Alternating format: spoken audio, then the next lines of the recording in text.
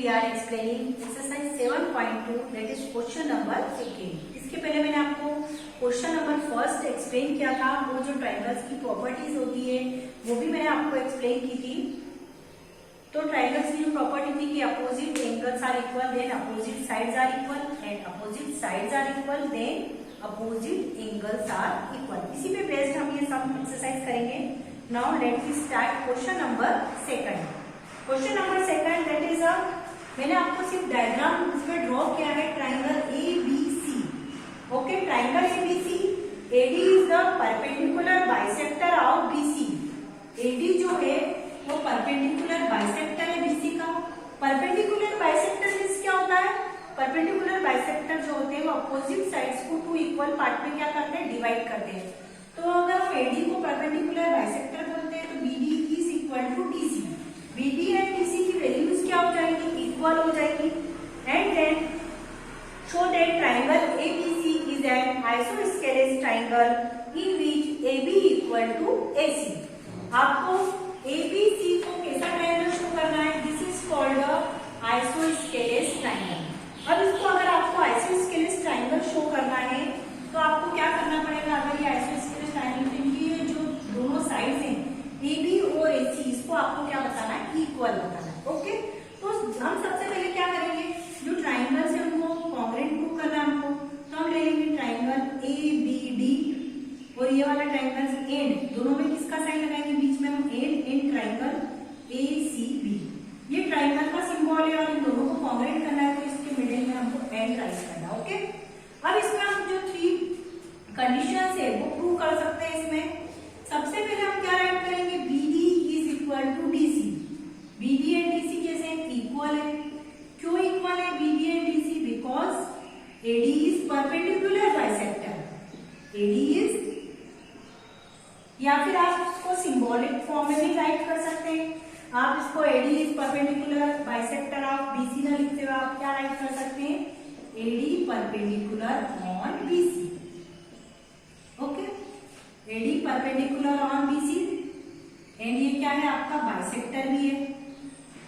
Then क्या है आपका? ये बाइसेक्टर। ओके, अब BD और DC इक्वल हो गए, उसके बाद में ADB और ADC ये दोनों में क्या होंगे? इक्वल होंगे। Angle ADB equal to angle ADC। यहाँ पर आप राइट कर सकते हैं AD परपेंडिकुलर ऑन BC, क्योंकि जो परपेंडिकुलर्स होते हैं वो कितने डिग्री का एंगल फॉर्म करते हैं? 90 डिग्री का एंगल फॉर्म करते हैं।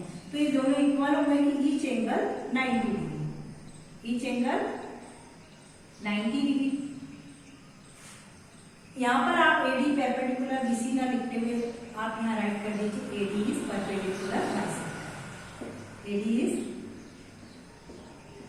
Perpendicular bisector. ओके, अब हमारे इसमें फर्स्ट जो कंडीशन है वो हमने इक्वल बता दी, सेकंड कंडीशन भी इक्वल बता दी। देन अब थर्ड कंडीशन के लिए AD जो साइड है AD इक्वल टू AD जो इस साइड आपकी है कॉमन है इन दोनों ट्रायंगल्स के लिए, तो that is common.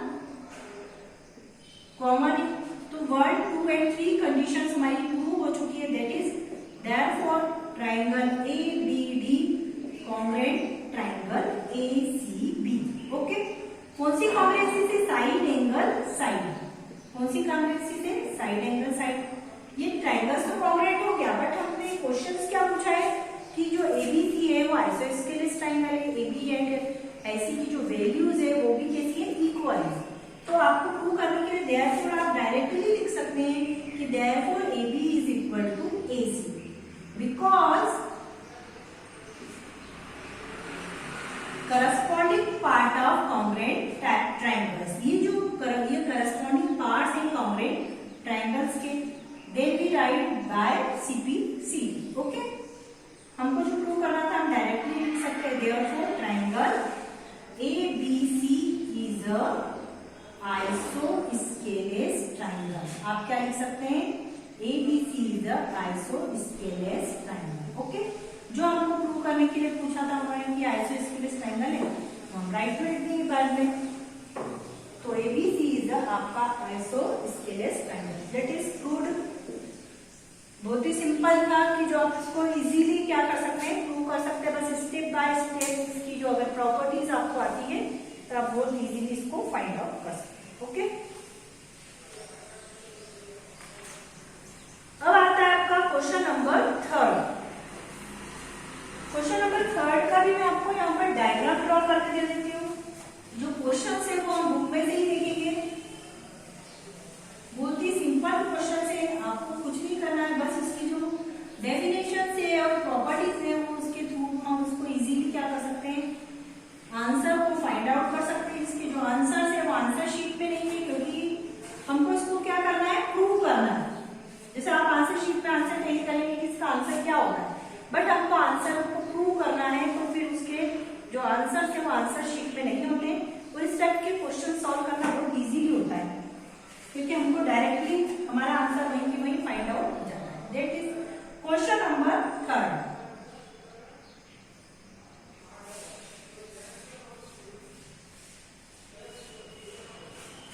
Triangle ABC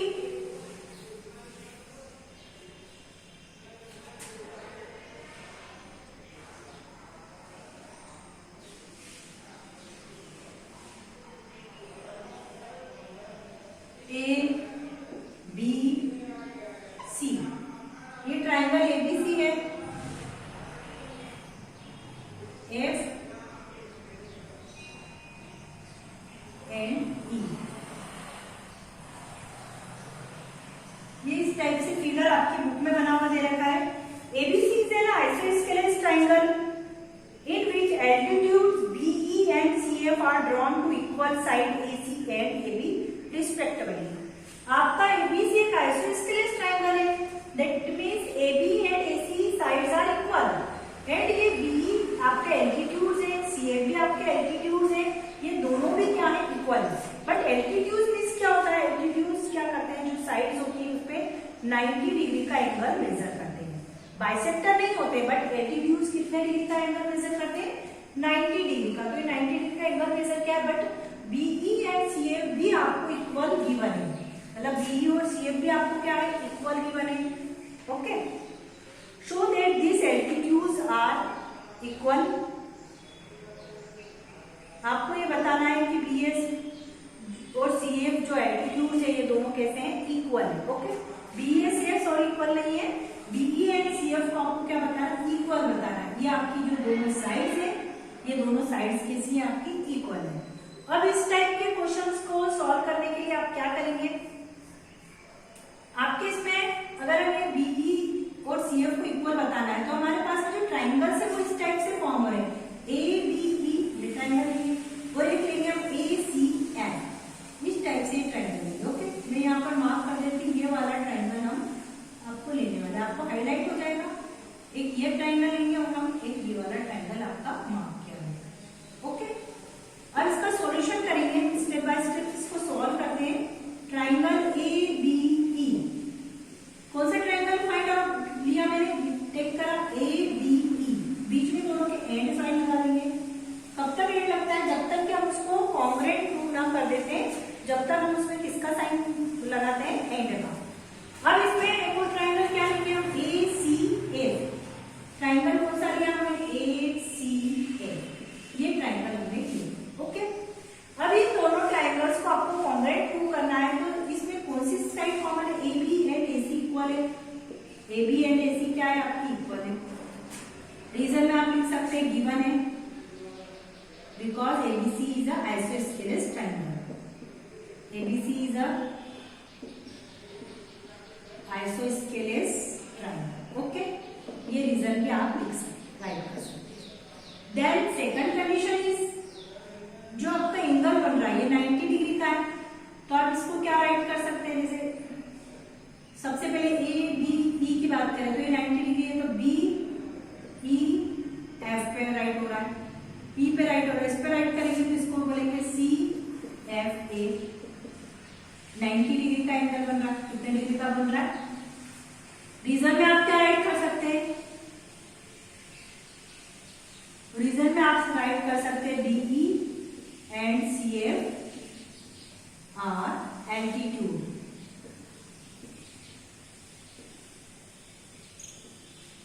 ये हमने राइट कर दिया। अब एक और कंडीशन है, अगर हम इसकी बात करते हैं एंगल ए, ये एंगल एक दोनों में आ रहा है, देखिए ए बी ई ए सी है, तो एंगल ए इक्वल टू क्या आ जाएगा, एंगल ए, ये कॉमन एंगल है, ये ना एंगल है, ये कॉमन, ये एंगल आपका क्या हो गया, कॉमन आ जाएगा। तो अब ट्राइंगल क्या हो जाएगा आपका, कॉन्ग्रेंट हो गया, ट्राइंगल क्या हो गया आपका, कॉन्ग्रेंट हो जाएगा। तो triangle A B E congruented triangle A C A, कौन सी कॉन्ग्रेंसी से, एंगल एंगल साइड, क्योंकि एंगल कितने बन रहे हैं आपके, 2 एंगल बन रहे हैं, तो ये एंगल एंगल साइड से क्या हो जाएगा आपका, ट्राइंगल कॉन्ग्रेंट हो जाएगा।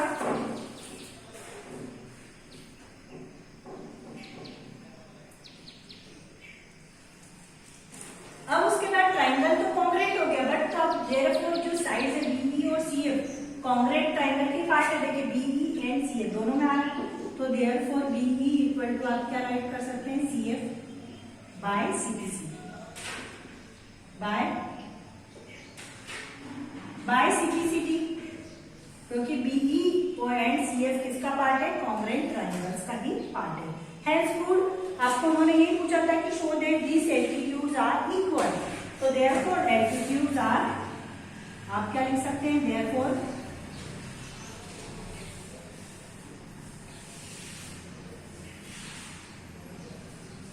Altitude BE and CF are equal.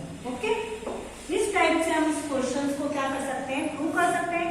तो मैंने question number 2 and question number 3 2 question आपको एक्सप्लेन किए हैं।